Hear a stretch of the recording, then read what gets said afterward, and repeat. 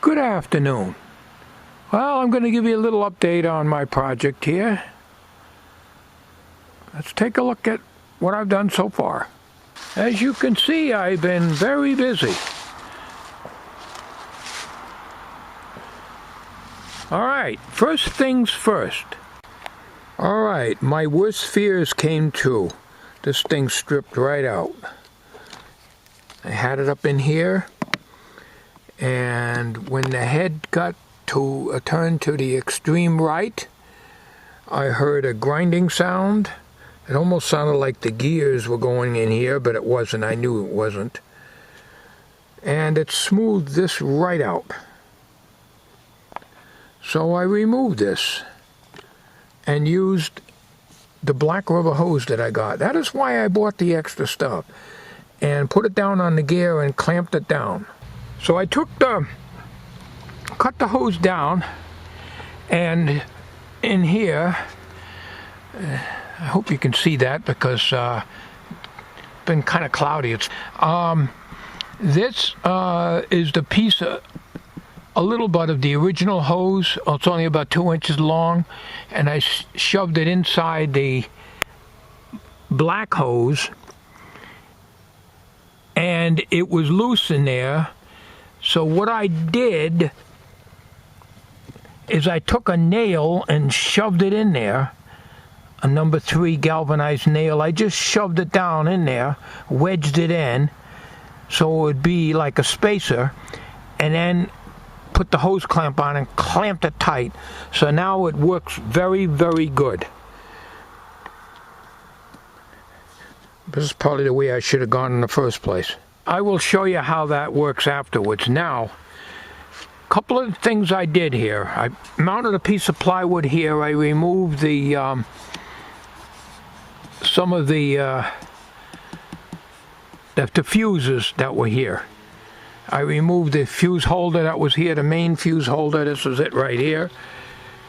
And I will be using this again, but I ripped out all the wires except the amplifier wire, and the amplifier is going to be mounted here.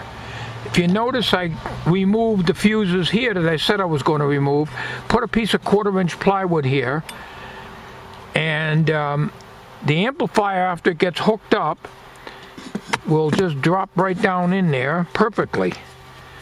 And there's a little slot up on top here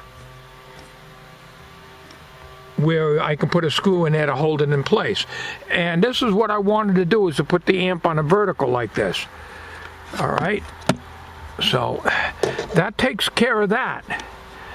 Now, in addition to that, I cut a piece of plywood here like I said I was going to do, drilled a hole and put 1 screw here so I can remove it. And what that's going to be is for the relays. There's no way I can wire this in here and get my head in there and work in it. So I got to take this board out, mount these on the board, wire these up, and get this thing all assembled, and use one of these terminal strips, probably here, like this. And the motor will be connected over to here, the motor wires. And if I need to remove this board, all I got to do is remove these connectors, the spade connectors that are going to be on the end of this wire. Steve gave me a bunch of these connectors, but I was never any good at putting these things on. They always come off. I used to have a crimper for them, but most of the time they don't work.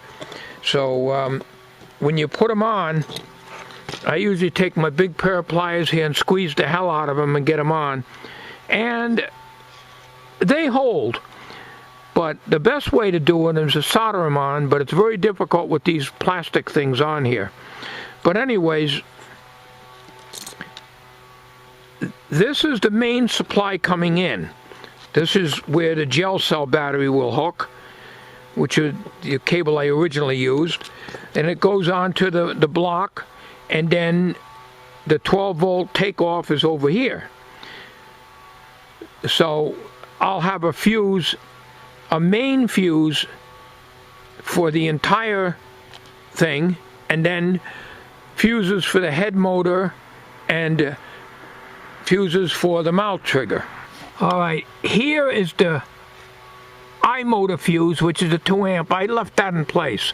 And this, the only wires, I got rid of all the other wires because they were running up underneath here and over to here. I cut them all out. I didn't bother taking the wood out or anything. I just snipped them off. And this is the I motor wire, and it needs 6 volts. Now, this was originally connected to the box that John from the UK made up, and that's why the connectors have just been cut off on one side, because of the very narrow terminal strip that was in there.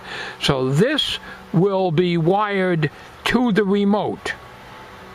This will be going right to the remote connector. I have to find some kind of a terminal strip to connect these wires to, and the wires coming out of here, and here is the mount trigger wire. This was made up by John in the UK.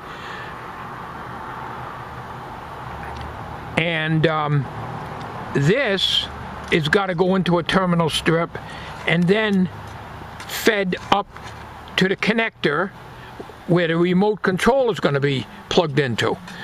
So there's a lot of work on this, but I want to show you the motor and how it works now. Because this thing, I tried it today about 4 or 5 times, and it's a good thing it's stripped out now rather than get all this stuff in here and find out that the thing is going to fail me, and then I got all this stuff in here and I have to remove it all. So that's one of the reasons why I want to take this whole board out and remove this entire board if I need to replace anything or add to it. There isn't a lot of room on this board to add much. I was originally going to have the relays assembly maybe up on the back chest wall here, but that's not possible because of this. This thing swings around and it's only about 1 inch away from here. So there's no way, if it wasn't for this mount trigger here, I'd be able to mount some circuitry up into here. But that's not going to happen.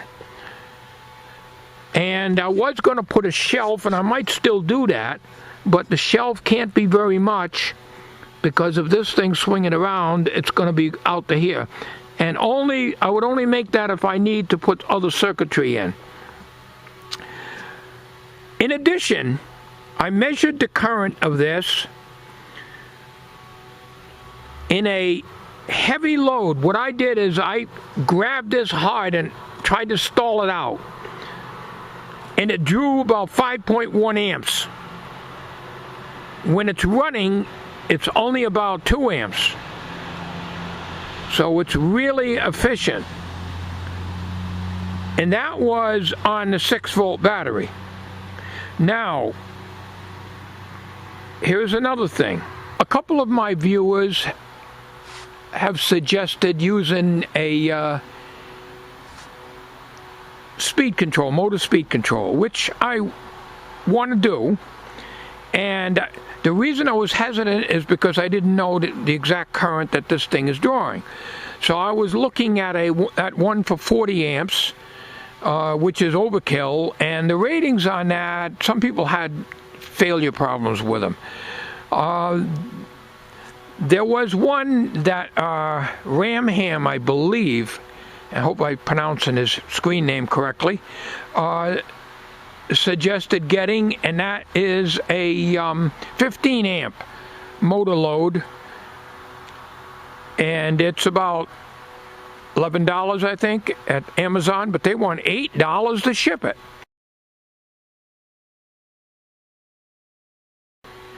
So my wife is going to combine some orders from Amazon so you get free shipping, and that's what we usually do. So I ordered that. And it's got a plug-in potentiometer, speed control. So what I can do with that is I can take and put the potentiometer in the remote control, and leave that circuitry in here. And I'm not sure where I can mount it. Maybe I can mount it here. I cannot mount it here, there's not enough room. This board is strictly going to be the motor reversing circuitry.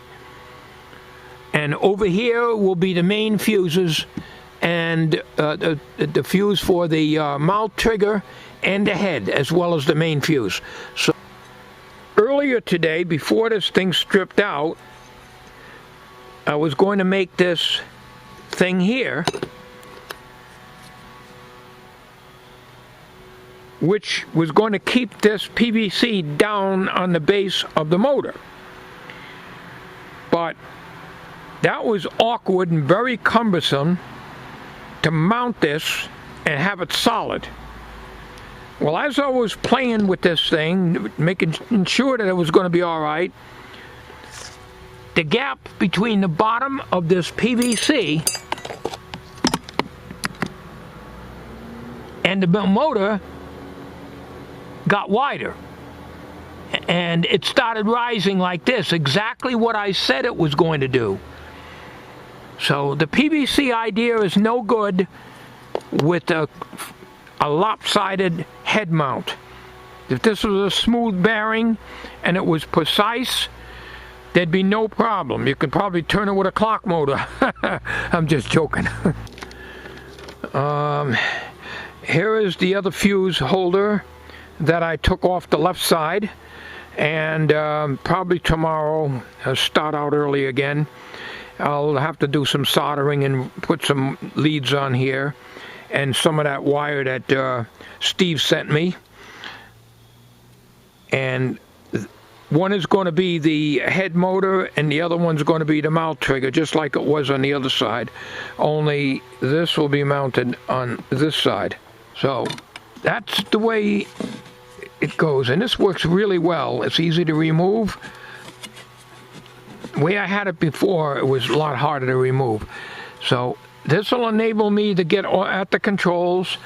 I have to plug everything in first so I can see what I'm doing, and then stick this down, and I probably don't even need to put a screw in here, but I can do it. And the battery will still slide right in here because it's got plenty of room. This is not the battery. This is another battery, but it's the same width. It's just low profile. This came out of my son's UPS. Somehow the UPS did not charge the battery anymore, so we replaced the UPS. And the battery's good. I thought it was a battery, but it wasn't. It was not taking a charge in the UPS. So this is the same size battery, just a little shorter, same width, but lower. But I mean, I could use this. This is a 12-bolter. But anyways, you can see it's not hard to do. Just remove it when I need to. So the hardest for me with my eyesight, and when I wire these up and getting these terminals on the ends of the wire to get them to stay on, actually. And what I think I might do is what John in the UK did, and I'll show you. Now, this was made up by John in the UK. What he did, because he told me on email 2 years ago, the last time I talked to him, he solders them. So what he did is he tinned them, the wires first, stuck them in the connector, and then soldered them, rather than to crimp them. But with my eyesight, I don't know if I'll be able to do that. What I think I'll probably do instead is tin the wires. You see how these wires are? These are from John also. These go in the back of the amplifier to connect to the little side speakers here that you see there. The little black one right here. I got two of them, one on each side, which John sent me. And so what he did is he tinned these wires, and then you push them into the connector. So that's what I think I'll probably end up doing. Okay, so that's the update for today. Oh, I want to show you the motor, how it works. Hang on. Okay. Now you see how far over this thing is? And you see how cockeyed that is? But this hose does a lot better job. And there's no stiff PVC in here. The PVC idea was very good if I didn't have a cockeyed system. Well, I'm cockeyed anyway, so what the hell's the difference? Now we'll take and reverse it here. All right, watch the head stick now.